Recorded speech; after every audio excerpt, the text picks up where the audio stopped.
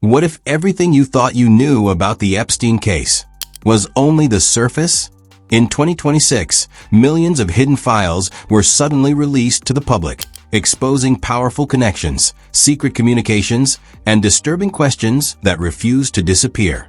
But as investigators began digging deeper, one chilling realization emerged. These files didn't close the case.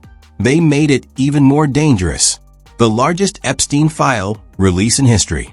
The 2026 disclosure marked the most extensive public release of Epstein-related material ever recorded. According to the Department of Justice, more than 3 million pages were published in a single release. Today's release marks the end of a very comprehensive document identification and review process to ensure transparency to the American people. In a letter to Congress, Blanchard Attorney General Pam Bondi acknowledged approximately 200,000 pages have been redacted or withheld based on various privileges. DOJ says they're withholding nearly 3 million other documents for various reasons, including victim privacy, because they contained images of child sexual abuse. Along with documents came thousands of videos and hundreds of thousands of images gathered from multiple agencies over decades. Investigative notes, emails, scheduling records, financial documents, and internal communications were suddenly available to the public. The scale of the release changed how the case was understood. What once seemed like a single criminal investigation now appeared as a sprawling archive, revealing how institutions interacted with Epstein for years. Transparency advocates had demanded this moment for a long time, believing it would finally bring clarity. Instead, it created a flood of information so massive that even experienced analysts struggled to process it. Researchers described the release as overwhelming, not just because of what it revealed, but because of how difficult it was to interpret such an enormous volume of data. Transparency, or just a legal requirement? Officials insisted the release fulfilled legal transparency requirements. Authorities stated that every responsive document had been reviewed under federal law before publication. Yet nearly 200,000 pages remained redacted or withheld due to privacy rules, legal protections, and court orders. Critics quickly argued that legal compliance did not equal true transparency. Show the American public that President Trump, like every other prominent person whose name came up in relation to the Epstein files, that all documents, photos, and anything relevant to him connected to the case are being released. I mean, yes, I can assure that we complied with the statute, we complied with the act, and there is no, we did not protect President Trump, we didn't protect or not protect anybody. Lawmakers and watchdog groups described the release as overwhelming by design, with millions of pages released at once and little narrative guidance provided. Meaningful analysis became extremely difficult. Some observers described the situation as information overload, where important details were buried inside an ocean of documents. The result was a disclosure that satisfied legal obligations, but left the public still searching for clear answers. For many observers, transparency without clarity felt incomplete. The files were technically available, but understanding them required enormous effort and time. We have nothing to hide, we never did, and our doors are open if they want to come and review any of the materials that we produce. Your release on Friday has already received a response from the victims, from Jeffrey Epstein's victims. I want to show the statement right now. It says, survivors are having their names and identifying information exposed. One of the most controversial moments of the release involved the exposure of victims' identities. Despite repeated assurances that sensitive information had been carefully removed, several documents briefly went live containing personal details linked to survivors. Names, contact information, and financial records were visible before officials rushed to remove the files. Attorneys representing survivors reported that at least 31 individuals who had been victimized as minors were affected by the mistake. Federal agency had to remove the documents from its site yesterday because some reveal the names of victims. Attorneys for survivors say the Justice Department failed to redact the identities of at least 31 people who were victimized as children. Some of those victims now say they're being harassed through private messaging. Some victims later said they received harassment and unwanted messages after their identities were exposed. Authorities were forced to remove thousands of files to correct the error.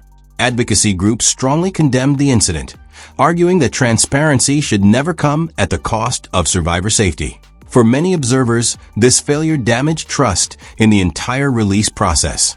If such sensitive information could be accidentally revealed, questions arose about how carefully the massive archive had truly been reviewed. As journalists and researchers began analyzing the files, one reality became impossible to ignore. Epstein's connections extended across finance, politics, technology, and elite social circles worldwide. Emails, calendars, and meeting records revealed a network of powerful individuals appearing throughout the documents. Officials emphasized that inclusion in the files does not imply criminal wrongdoing. Many names appeared incidentally or through third-party references. However, the density of influential figures painted a disturbing picture of access. Epstein was not operating in isolation. He moved comfortably within elite networks long after his 2008 conviction. The normalization of his presence in powerful spaces raised serious questions about how influence can shape perception and oversight. The file suggested that Epstein cultivated an image of importance and connection that allowed him to remain accepted in elite circles for years. The documents revealed repeated efforts by Epstein to maintain proximity to political power. Emails and scheduling records showed attempts to arrange introductions and meetings with high-level figures. References to former President Bill Clinton appeared throughout the archive, including questions raised during a 2016 deposition where Epstein invoked the Fifth Amendment when asked about him. The files also contained thousands of references to President Donald Trump. These mentions included contact records, media articles, and unverified third-party claims. Officials stressed that many references were incidental and did not indicate illegal activity. The president acknowledging both men crossed paths in Palm Beach back in the 90s. NBC News archival video from 1992 shows the president with Epstein at a Mar-a-Lago party alongside cheerleaders for the Buffalo Bills and the Miami Dolphins. Mr. Trump greeting guests, including Epstein. Still, the sheer number of mentions ensured intense public scrutiny. The documents illustrate how Epstein cultivated relationships across political lines, positioning himself as a connector within influential circles. His strategy appeared focused on maintaining relevance and access to decision-makers, regardless of political affiliation. Among the most significant revelations was documentation of a proposed federal indictment from 2007. The draft outlined potential trafficking charges involving numerous underage victims and several unnamed co-conspirators. The Justice Department has released 3 million documents and photos connected to Jeffrey Epstein.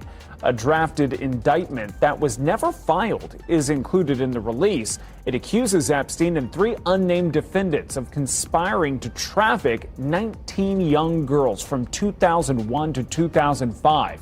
Despite preparing a broader case, federal prosecutors ultimately chose not to pursue it. Instead, a controversial non-prosecution agreement allowed Epstein to avoid federal charges and serve just 13 months in a state facility. The newly released files confirm that a more aggressive prosecution was once considered. They do not explain why the broader case was abandoned. For many observers, this represents one of the most troubling missed opportunities for justice. Had the original indictment been pursued, some believe later crimes might have been prevented. The files highlight a moment when the legal system appeared ready to go further, but ultimately stepped back. The release also included sensational claims suggesting Epstein may have fathered children in secret. One message attributed to Sarah Ferguson appeared to congratulate him on the birth of a baby boy. Additional diary entries described a woman claiming she gave birth to his child under the supervision of Ghislaine Maxwell. However, investigators have found no verified DNA evidence supporting these claims. Epstein's brother publicly denied that he had any children. Experts say the inclusion of unverified material demonstrates how easily speculation can spread when massive archives are released without context. Musk has publicly denied ever visiting the island or participating in illegal activities connected to Epstein. The emails demonstrate how Epstein sought connections not only with political leaders, but also with emerging tech power players. His strategy appeared focused on maintaining relevance within every major sphere of influence. This outreach suggested that Epstein was constantly attempting to expand his network, ensuring that he remained connected to powerful individuals across multiple industries. Millions of pages have now been revealed, yet the biggest answers still remain hidden. Powerful names, missed opportunities, and a system that may have looked the other way. The Epstein files have finally opened to the world, but accountability still feels out of reach. So now the question is no longer what was hidden. The question is, will the full truth ever lead to real justice?